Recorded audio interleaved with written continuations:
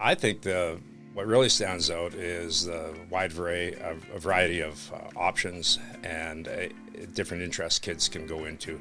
We still have the foundational, all our core courses are there, and I know all our schools here do a great job with that.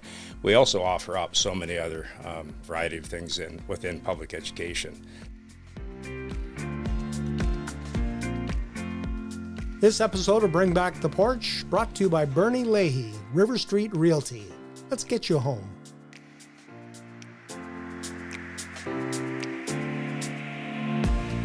On October 20th, the voters go to the polls to elect a new public school board, and one of those who is seeking a seat on that board is former teacher Quinn Skelton. Good morning. Good morning. Thanks for having me. Now, you just retired. You just got out of teaching.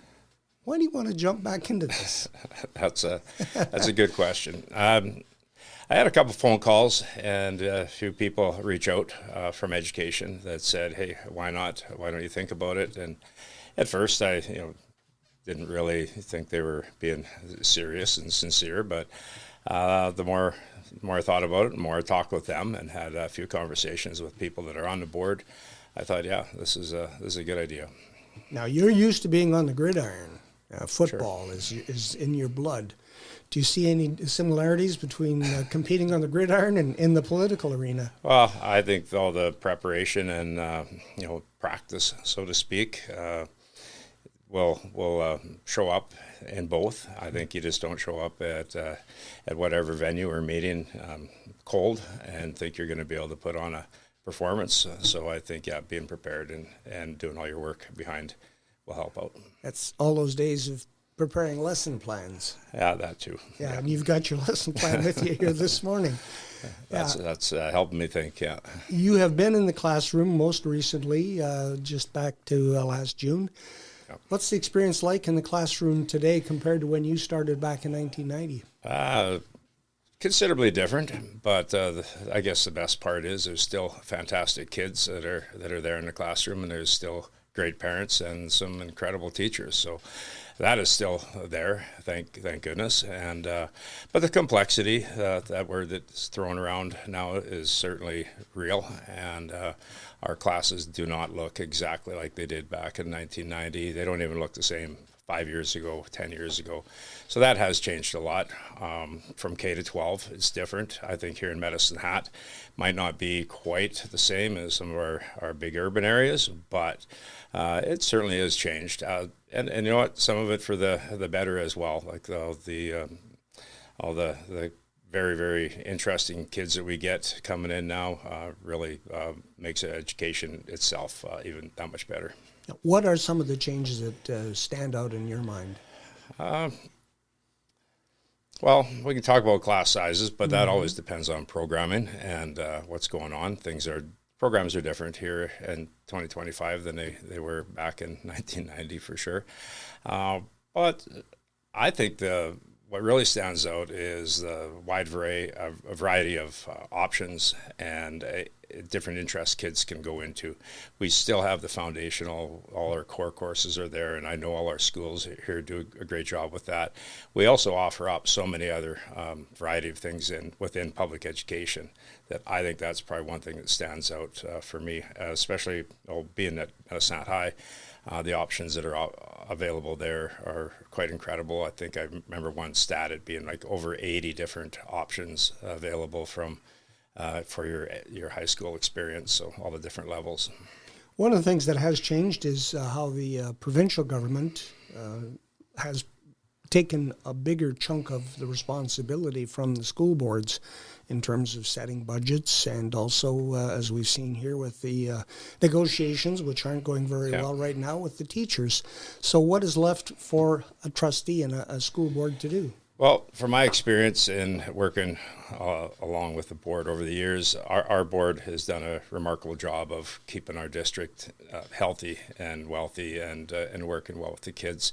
I know the changes in the funding has impacted their ability to do that, but I also am very comfortable knowing that the people that have been in there have been doing their best and doing a great job and trying to keep up and do what they can with what they're getting from the government. It is funded a little bit differently than it used to, not as locally derived, but I know they'll work hard and continue providing.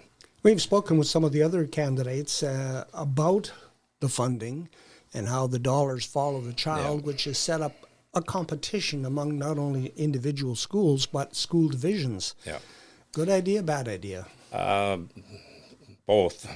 There's positive and negative out of it. Competition's going to obviously breed some better opportunities as well. And one thing that I can see coming out of it all is giving our kids and our parents a choice of, what is it they want to pursue, what are their kids interested in. So having that out there, I think, is good. The direct competition between the boards, we're all public educators, and whether it be Prairie Rose or the Massac Catholic or 76, we shouldn't be having to compete with kids walking through our doors to keep things afloat either. That, unfortunately, is one of the negative sides of it, and trying to draw and pull kids away with some shiny object, new programming that'll attract a few kids here or there. I think what our districts really should do is focus on what we do well, and make sure our people that are within our districts are comfortable and are very, very satisfied with what options they can take. I think a lot of people don't understand how many options and opportunities there are out there in all three districts, and I've heard it, the money being wasted on advertising and trying to pull people around. That's real, and that is unfortunate. But all three districts offer fantastic programs, and of course I'm a little bit biased with 76, but I know what's offered from K to 12, and especially in the high school level, both at Hat High and at Crescent Heights High. There's incredible opportunities for kids. When I was in broadcasting, we used to refer to the sports department as the candy store of the newsroom, because that's where everybody had fun. You were in physical education at Medicine Hat High School for the bulk of your career there. Yeah. Same analogy? You had fun? Oh, every day. I think you said it was the best job you could have had. Well, I've said this for years, that I had the best job in Medicine Hat, definitely the best job in our district and our school. I got to teach phys ed and coach and build a program in athletic performance and work with people that way. I always said I had the best job, period. I just didn't get paid the most, but I certainly enjoyed what I did. There were other paybacks that you got, though. Oh, yeah. Wouldn't be financial paybacks, but No? Intrinsic paybacks. Getting to work with incredible people, seeing kids, build, grow, move on, come back and do really cool things. Yeah, that's the nice part about it, is that sometimes you don't know what impact you've had on a person's life until they ripen. Definitely. Yeah, that is one thing about education. Getting to see them come back is a reward for sure. I worked with a lot of teachers in our building that I taught, and so having them come back is pretty cool. Even in the community, I know firemen to MLAs and all kinds of ex-players that are around town now that I still keep in contact with is very rewarding. My daughter Marjorie was one of your students. Yep, and a rugby player. Rugby player, 5'0". Why she wanted to play rugby, I have no idea, but she loved it, and she loved you as a coach too. And now she has followed in your path and is a principal at a school in Ardmore, Alberta. So That's fantastic. you've planted lots of different seeds in your career as an educator. Rewarding. You talked about the athletic program that you established.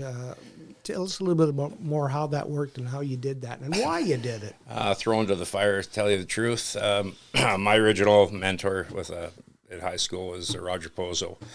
And, I remember Roger. He's a hardcore phys ed guy and football coach. And when he stepped down from coaching back in '89, I was just coming out of school, and I got a phone call for an interview, and kind of the rest is history, basically.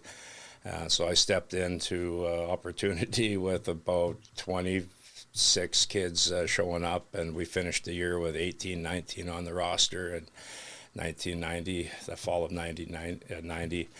And from there, I put together a coaching staff from guys around town that were past players or moved into town, had some great help along the way. Terry Cordy, Mark Adams, Brian Semenok, who's still with me, and now his son is also a co-head coach with me. So some really great guys, Ryan Herman, that helped build the program for over those 35 years, and the rugby program. We started that in the spring of 1990, and it's still building, thriving, and now we have we've had a girls team now for a long time. Both my kids played in it as well, rugby and football. So yeah, it's been fun. What was the, I guess, what did they learn in that program? What was the actual things that they had to do? Student-wise? Well, you told, I think you called it athletic. That's a separate program. Oh, okay. Athletic performance. Yeah. That's a program that I piloted, initiated back, be close to 20 years ago now. And it's basically a workout class. At the end of the day, it's a workout class. So this is in addition to phys ed. Mm-hmm. So you take AP in grade 10, 11, and 12. It's open for all kids. Don't have to be an athlete, but athletes should be involved with it. First year we did it with 17 kids and got it off the ground as a publicly developed class, locally developed class. And now we've had as many as nine blocks of it in a year. And right now I believe it's still functioning with 8 classes throughout the year. That means there's a AP class in every single block of the day, both semesters, with over 220, 230 kids that are taking it. And I know at one point it was the largest option class at school. So pretty proud of that, and also a fantastic option. You talk about, all the academies and all the different things that are out there. That would be one example of what is offered in public schools that a lot of people maybe don't even know about. Was that something that you initiated, or were you tapped on the shoulder and said, we want you to do this? Oh, no, I definitely initiated it and wanted to build it for our kids, for the athletes, and give them that opportunity. I'm very familiar with what goes on with the rest of the province through Football Alberta and coaching, and keep our kids competitive and give them that opportunity as well. I figured it was a program that was for sure a positive for our kids. So going forward now, you've been campaigning for a school trustee position. What are some of the things that Quinn Skelton would like to see done? Well, part of my campaign, so to speak, is I'm a product of public education. I think that's the primary part of it. Without foundation, what I've gotten along the way from the people in public ed, I wouldn't be the teacher, I wouldn't be the coach, I wouldn't have all this type of opportunity. I think that is very, very real. What I can bring to it, I believe, is just that fact. I believe in public education. I think it's important, and that is something I want to continue helping to build and have that for our community and kids, build better people through education, whatever that may be, because education's a pretty big catch-all word. But that's what I think I can bring. I believe in it. My kids went through it. I know how they thrived through public education, and I just believe it should be there for all. Now, you've been a head coach for a good number of years. Yeah. If you are elected, you're coming in as a rookie. Oh yeah, definitely a rookie. Are you thinking about that? I'm looking forward to working with the people that end up on the board. There's a few people on that board. I definitely would enjoy their experience, their support, and I think their leadership will be important to see, retain, and continue with our board. So that's something hopefully I get to look forward to and work with them. Yeah, it'll be a little different though, because instead of being in charge, you're going to be the one who's learning. Oh, I can be a pretty good listener too. You're a good student. Yeah. I definitely am going to have to be a good listener and a good student, because as much as I might think I'm still fresh in the game, there's going to be a lot of stuff that I was not aware of and I'm not behind the of. curtain. Yes, it's going to be a learning curve for sure, and I'm open to that. Yeah.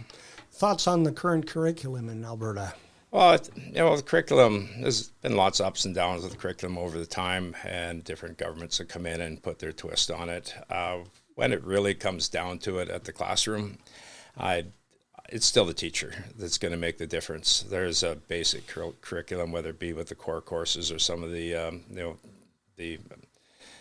option, so to speak, that are out there. But ultimately, it's going to be that that classroom teacher that's going to deliver, and those kids are going to be prepared along the way. So I'm confident from K to 12 that it's still happening, and our fantastic teachers are still going to deliver whatever that curriculum might look like. And we don't just because it's on paper one way or another, the delivery is still going to be positive for our kids. Do you have any initiatives that you would like to bring to the board? I'll say no, because when people have asked me lately, well, what's your campaign? What's your agenda? I don't have one, and I think that is good in that I'm not bringing some angle. I don't have a vendetta. I don't have some special interest that I'm bringing. I'm just want to build and work with public education. All right. Quinn Skelton, looking to have your vote on October the 20th for Public School Trustee in Medicine Hat. Thank you for the visit. Well, thank you. Much appreciated.